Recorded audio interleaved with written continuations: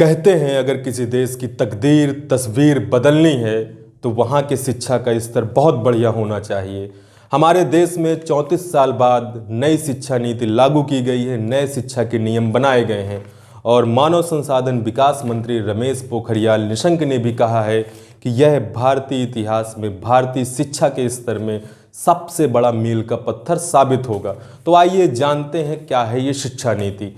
अगर आप छात्र हैं या छात्र के माता पिता हैं तो आपको ये शिक्षा नीति जरूर जाननी चाहिए।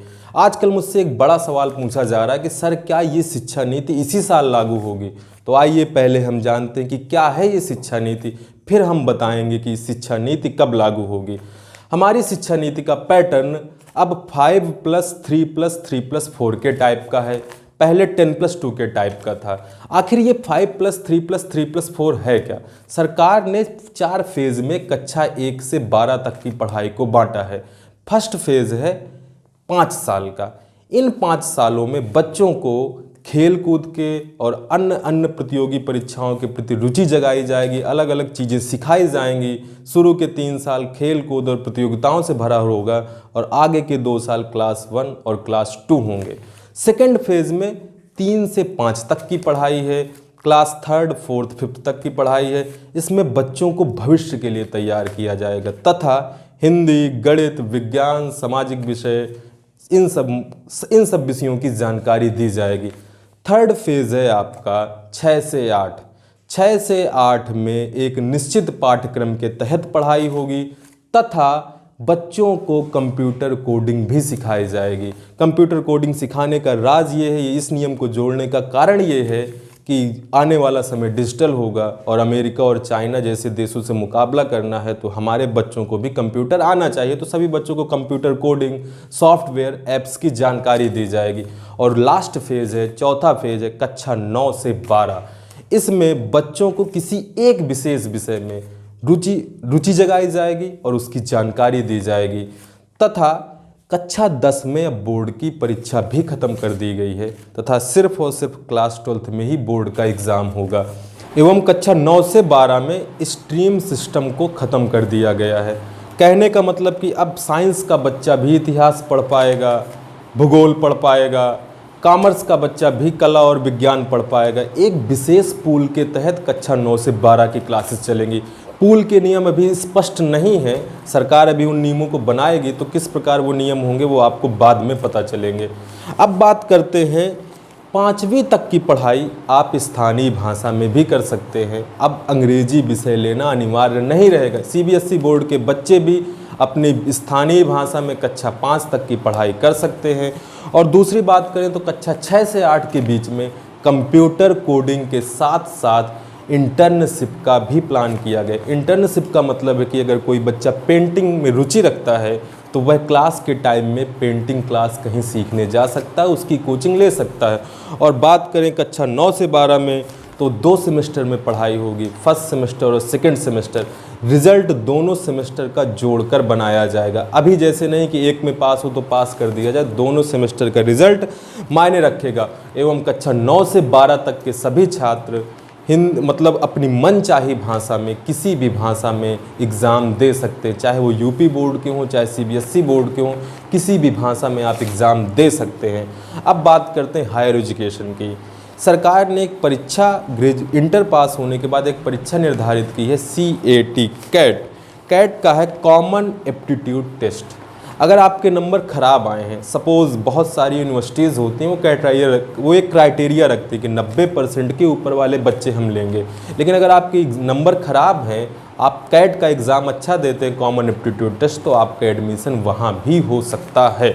और इसके अलावा जो ग्रेजुएशन का कोर्स है, हायर एजुकेशन में जो ग्रेजुएशन का कोर्स है वो 3 साल का है, 4 साल का है। लेकिन इसमें सबसे ज़्यादा ध्यान देने की बात ये है कि अगर आप आजकल अभी तक 2 साल का कोर्स करते थे, तीसरे साल नहीं करते थे तो आपका ग्रेजुएशन नहीं माना जाता। लेकिन सरकार ने कुछ नियम बदले हैं। अगर आप ग्रेजुएशन 3 साल या 4 साल का है, अगर आप सिर्फ 1 साल का करते हैं तो आपको सर्टिफिकेट दिया जाएगा जो कई जगह काम आएगा। अगर आप 2 साल का करते हैं तो आपको डिप्लोमा दिया जाएगा। इसका मतलब जहां डिप्लोमा मांगते हैं जिन जॉब्स में, वहां के लिए आप एप्लीकेबल होंगे। अगर आप 3 साल का कोर्स करते हैं तो आपको बैचलर डिग्री दी जाएगी। अगर आप 4 साल का कोर्स करते हैं तो आपको बैचलर डिग्री के साथ साथ रिसर्च भी करना पड़ेगा, रिसर्च की भी डिग्री मिलेगी। अब एक चीज़ इसमें और नई चीज़ जोड़ी है कि अगर आप 1 साल पढ़ लेते हैं, आप 7 साल, 10 साल, 50 साल बाद भी अगर दूसरा साल पढ़ना चाहें तो आपका एडमिशन हो जाएगा। मतलब कि आप अपनी पढ़ाई कभी भी पूरी कर सकते हैं। इसको सरकार ने एक नया नाम दिया MEME, multi entry multi exit. मतलब आप जब चाहें पढ़ सके, जब चाहे छोड़ सके, परिस्थितियों के हिसाब से आप कभी भी अपनी पढ़ाई पूरी कर सकते हैं। इसके साथ साथ सरकार ने एक नया एकेडमिक बैंक ऑफ क्रेडिट का भी निर्माण किया है। जैसे कि आप इंजीनियरिंग के छात्र हैं लेकिन आपकी रुचि इतिहास में है, तो आप एकेडमिक बैंक ऑफ क्रेडिट के तहत एक एग्ज़ाम इतिहास का भी दे सकते हैं। उसमें आपके क्रेडिट जुड़ते रहेंगे। जैसे आपने कई सारे एग्ज़ाम दे दिए तो आपको साथ में उसकी भी डिग्री मिल जाएगी, उसका भी आपको हर जगह फ़ायदा होगा। मतलब सरकार ने आपके लिए रास्ते खोल दिए हैं। अब बात करें संस्कृत पर भी सरकार ने विशेष ध्यान दिया है। आप किसी भी ग्रेजुएशन के एग्ज़ाम में संस्कृत भाषा से पेपर दे सकते हैं, किसी भी सब्जेक्ट का। और इंजीनियरिंग का स्कूल हो चाहे MBBS का स्कूल हो, हर स्कूल में, हर कॉलेज में, हर जगह पर कला और साहित्य की भी शिक्षा दी जाएगी। लास्ट में हम बात करते स्कूल की फ़ीस की। ये सबसे बड़ा टॉपिक है, डिस्कशन का टॉपिक है। मनचाही फीस लेते हैं प्राइवेट स्कूल। जैसा कि दिल्ली सरकार ने एक निर्धारित फीस कर दी थी, वैसे ही अब सरकार ने नई शिक्षा नीति में भी एक निश्चित फीस लागू होगी। मनमानी फीस नहीं ले पाएंगे प्राइवेट स्कूल। अब इस सवाल पे आते हैं, क्या ये शिक्षा नीति इस साल लागू होगी या कब लागू होगी? तो अभी सिर्फ नियम बना है। नियम बनने के बाद कोई भी प्रस्ताव संसद में जाएगा। जब संसद में ये कानून पारित होगा तो नई शिक्षा नीति लागू हो जाएगी। बहुमत होने के कारण उम्मीद की जाती है कि 2021-22 के सेशन से ये नई शिक्षा नीति लागू हो जाएगी। मतलब 2020-21 इसी प्रकार चलेगा, पुरानी शिक्षा नीति के हिसाब से ही चलेगा। अभी सिर्फ नियम बने हैं, प्रस्ताव पारित नहीं हुआ है। अब हम इसको एनालाइज करते हैं। अब मैं इस शिक्षा नीति को एनालाइज करता हूँ, क्या ये सही है, क्या ये गलत है, कौन सी बातें सही हैं, कौन सी बातें गलत हैं। और आप भी अगर आपको सही लगे जो भी बात, तो आप कमेंट सेक्शन में उसका रिप्लाई ज़रूर दीजिएगा। अब बात करते हैं इसमें क्या अच्छा है क्या बुरा है। जब मैंने ये शिक्षा नीति पढ़ी, PDF पढ़ा पूरा, मुझको मज़ा आ गई। मैंने कहा सरकार ने क्या कदम मार दिया। मतलब हर नियम मुझे अच्छा लगा।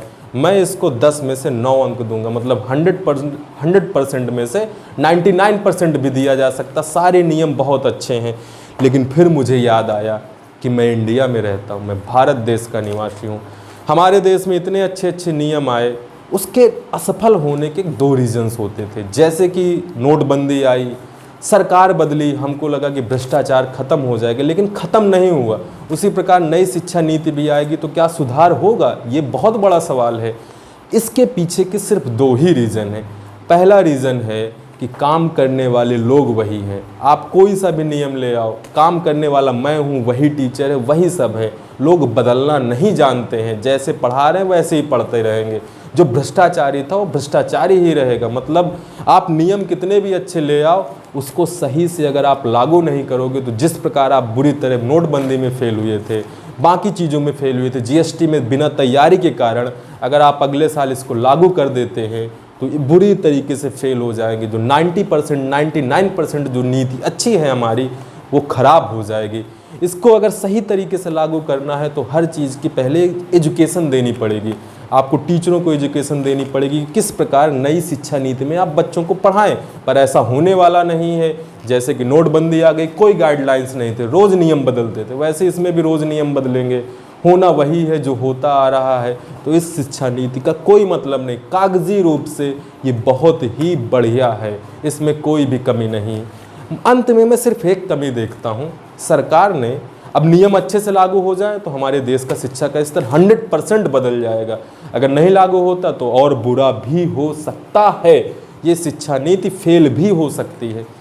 दूसरी एक कमी बस मुझे लगी मेरे हिसाब से, 10th के बोर्ड का एग्ज़ाम ख़त्म करना।